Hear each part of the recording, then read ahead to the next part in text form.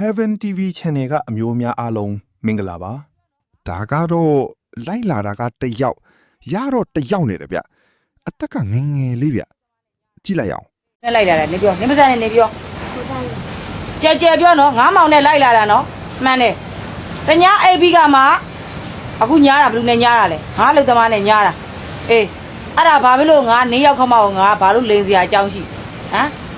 အေးမရှိဘူးလေအဲ့ဒါဘာဖြစ်လို့နေအမျိုးနေကလှမ်းပြီးတော့အမကြီးကအဲ့လိုအကြောင်းပြောတယ်လို့ဘာလို့လှမ်းပြောတယ်သူ့မေမေးလို့ငါပြောတာလေဟမ်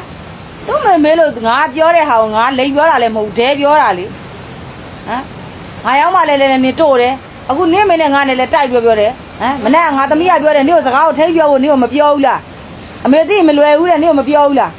အေးပြောတဲ့ကြားတွေကအခုနေကပြောတာလေဟမ်မထိတ်ပဲနဲ့ပြောတော့ငါအကြောင်းမနေ့ကလည်းနေငါမပြောပြထားဘူးလားငါကောင်းရင်သူများတဲ့ကောင်းတယ်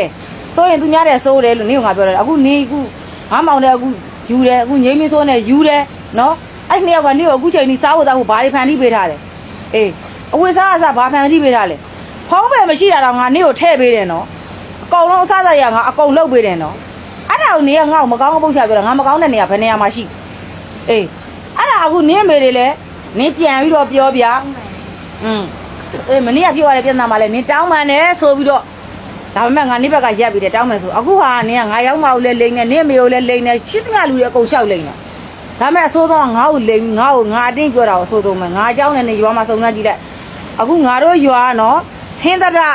နော်နတ်မော်ဟိုဘက်ပန်းတင်ငါတို့ရွာလူတွေအကုန်လုံးသိတယ်ငါရဲ့အကြောင်းစုံစမ်းကြည့်လိုက်ငါဒဲပြောတာနော်စုံစမ်းကြည့်လိုက်ငါနာမည်ပြက်လည်းမရှိခဲ့ဘူးငါသူများပေါ်လည်းမတရားမလုပ်ခဲ့ဘူးငါ့ကိုလည်းမဟုတ်တာလားမလို့နဲ့ငါမခံဘူးနော်အေးခုဒီနေ့ဆိုလို့ရှိရင်လင်းနောက်လိုက်လာတာ၄ရက်အဲ့၄ရက်အတော်တွင်းမှာနေ2ယောက်ပြောင်းတယ်နော်